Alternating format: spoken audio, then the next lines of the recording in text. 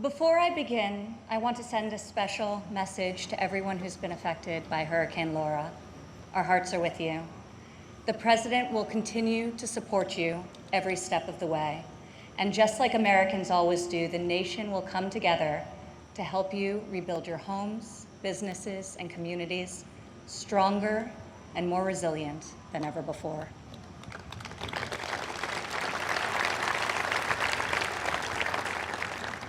Four years ago, I introduced to you a builder, an entrepreneur, an outsider, and the people's nominee for President of the United States. Tonight, I stand before you as the proud daughter of the people's president.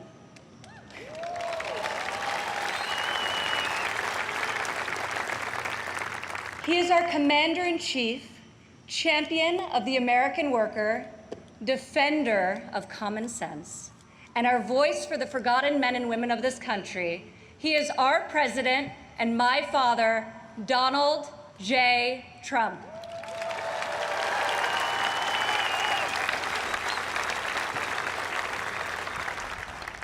This evening, I want to tell you about the leader I know and the moments I wish every American could see. I want to tell you the story of a president who is fighting for you from dawn to midnight, when the cameras have left, the microphones are off, and the decisions really count. When Jared and I moved with our 3 young children to Washington, we didn't exactly know what we were in for, but our kids loved it from the start.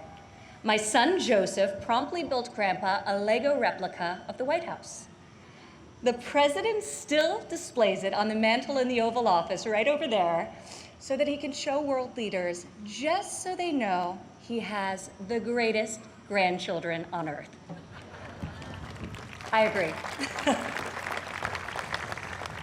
Over the last 4 years, we've learned a lot.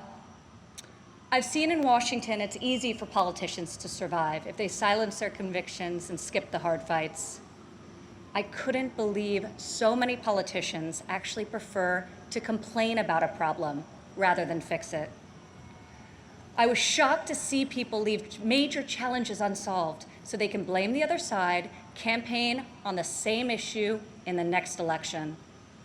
But Donald Trump did not come to Washington to win praise from the Beltway elites. Donald Trump came to Washington for one reason, and one reason alone: to make America great again.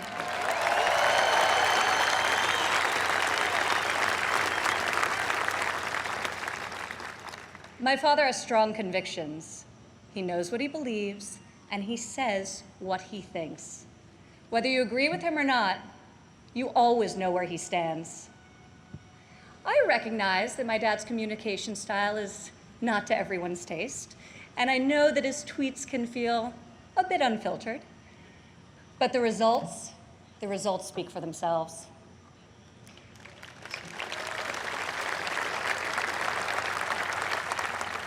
He is so unapologetic about his beliefs that he has caused me and countless Americans to take a hard look at our own convictions and ask ourselves, what do we stand for? What kind of America do we want to leave for our children? I am more certain than ever before we want a future where our kids can believe in American greatness. We want a society where every child can live in a safe community and go to a great school of their choice. We want a culture where differences of opinion and debate are encouraged, not canceled, where law enforcement is respected, where our country's rich diversity is celebrated, and where people of all backgrounds, races, genders, and creeds have the chance to achieve their God-given potential. This is the future my father is working to build each and every day.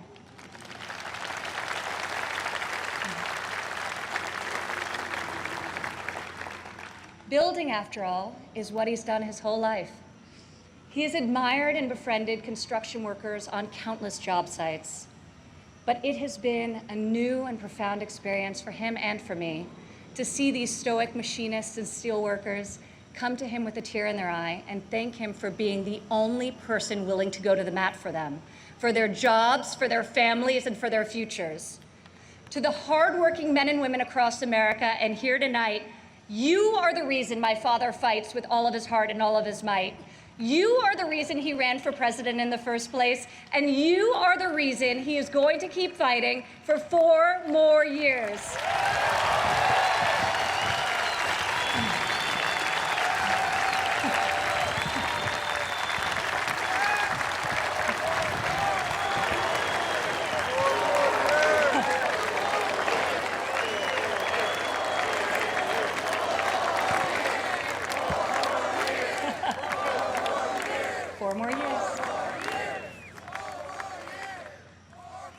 I remember one evening in early February of 2018, we were in the Oval Office with my father's top economic advisors, and the president was pushing to keep the promise he made to renegotiate the bad trade deals that had gutted millions of middle-class jobs. Most of his advisors argued that the economy was so strong following our historic tax and regulatory cuts that it didn't make sense to risk rocking the boat. After the meeting, as I walked with my father back towards the residence, he said, "You know, the reason this has never been done before is because our leaders haven't had the guts. When the economy is good, they settle for good, and when things are bad, they don't have the will or ability, so they kick the can until it's someone else's problem." He was right.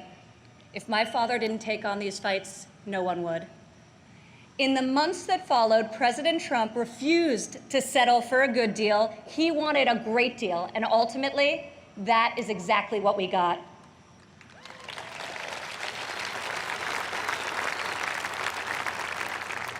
I remember each time he was updated on the progress of the new trade deal with Mexico and Canada, he would say, "Don't let down those dairy farmers I met in Wisconsin. I don't want them to like this deal. I want them to love it."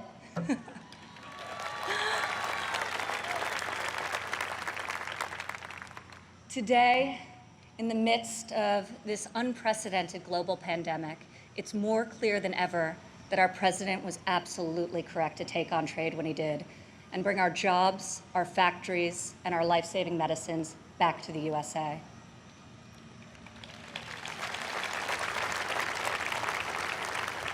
As our nation endures this grave trial, I pray for the families who are mourning the loss of a loved one, for those who are battling COVID-19, and for the first responders and the healthcare heroes who remain on the front line of this fight. The grief, sorrow, and anxiety during this time is felt by all. I've been with my father, and I've seen the pain in his eyes when he receives updates on the lives that have been stolen by this plague. I have witnessed him make some of the most difficult decisions of his life. I sat with him in the Oval Office as he stopped travel to Europe. I watched him take the strongest, most inclusive economy in a lifetime, the lowest unemployment in a half century, and the highest wage increase for working families in decades, and close it down to save American lives. It is why our president rapidly mobilized the full force of government and the private sector to produce ventilators within weeks, to build the most robust testing system in the world, and to develop safe and effective treatments, and very, very soon a vaccine. My father isn't deterred by defeatist thinkers. The word impossible, well, it only motivates him. Donald Trump rejects the cynical notion that this country's greatest achievements are behind us. He believes that nothing is beyond our reach and that the best is yet to come.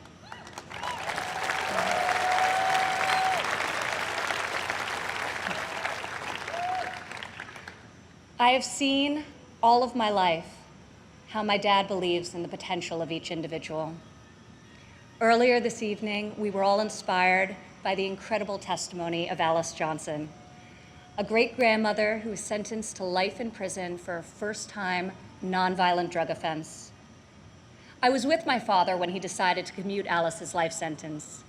Together we watched Alice leave prison after nearly 22 years.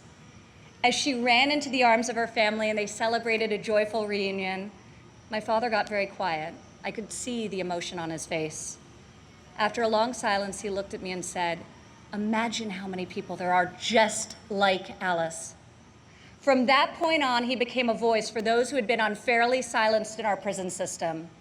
President Trump rectified the disparities of the 1994 Biden crime bill that disproportionately hurt African Americans. Against all odds, he brought together Republicans and Democrats and passed the most significant criminal justice reform of our generation, and we're just getting started.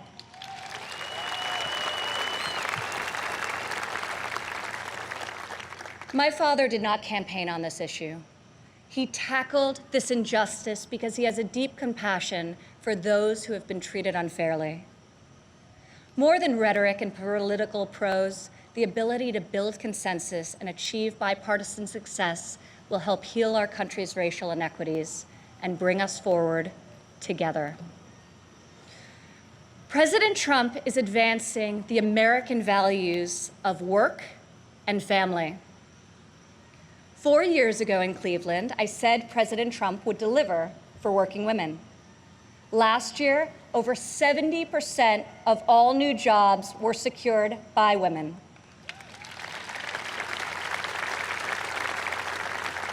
Four years ago, I told you my father would focus on making childcare affordable and accessible. In President Trump's first term, we secured the largest ever increase for childcare funding, giving more than 800,000 low-income families great childcare at a cost they can afford.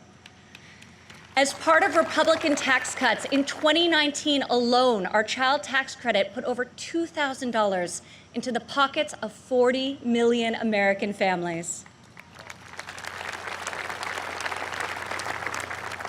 Democrat politicians recently introduced a plan to increase the child tax credit.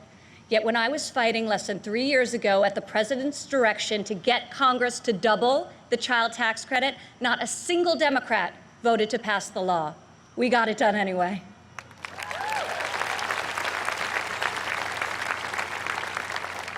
Four years ago, I promised that President Trump would support mothers in the workforce. In his first year in office, he signed into law the first ever national paid leave tax credit.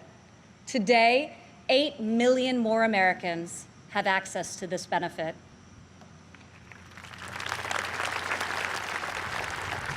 4 years ago, I said that Americans needed an economy that permits people to rise again.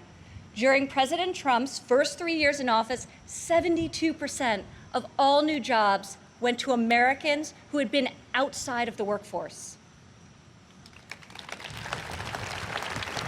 4 years ago, I told you I would fight alongside my father, and 4 years later, here I am.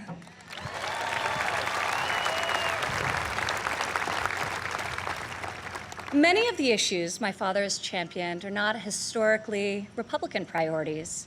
Yet where Washington chooses sides, our president chooses common sense. Where politicians choose party, our president chooses people.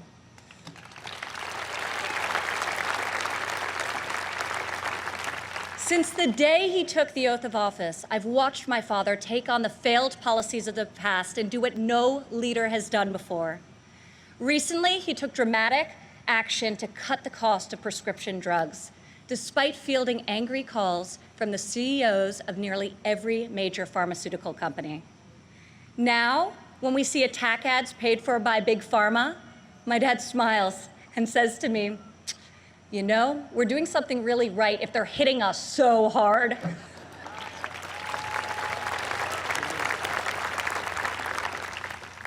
This spring, our president saw that American crops were going to waste because food supply chains were disrupted by the virus. He directed Secretary Perdue and me to find a way to get this nutritious food, fresh fruit, vegetables, meat, and dairy, to families most in need. Within a matter of days, we launched the Farmers to Family Food Box program, which has now delivered over 100 million meals into the hands of American families.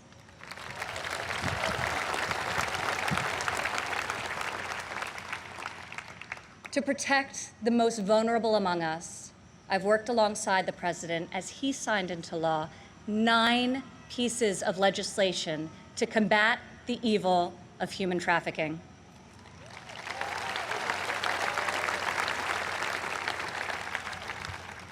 I've stood by my father's side at Dover Air Force Base as he's received our fallen heroes, and each time it has steeled his resolve to finally stop the endless foreign wars.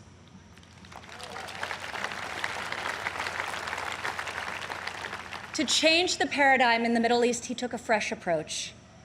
I heard foreign leaders beg him not to move the American embassy to Jerusalem, yet he delivered on a promise also made and unfulfilled by past presidents because my father knew that it was the right thing to do. Defying all expectations, just weeks ago, he rewrote history again by making a peace agreement in the Middle East, the biggest breakthrough in a quarter century.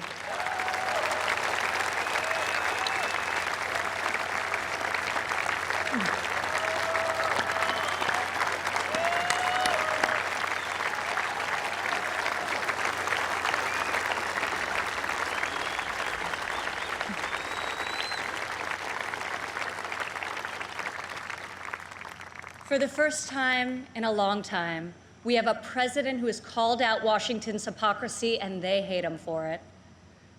Dad, people attack you for being unconventional, but I love you for being real, and I respect you for being effective. Our president refuses to surrender his beliefs to score point with the political elite. To my father, you are the elite. You are the only people he cares about scoring points with. If these problems were easy to solve, previous presidents would have done so. But you don't achieve different results by doing things the same way. Washington has not changed Donald Trump. Donald Trump has changed Washington.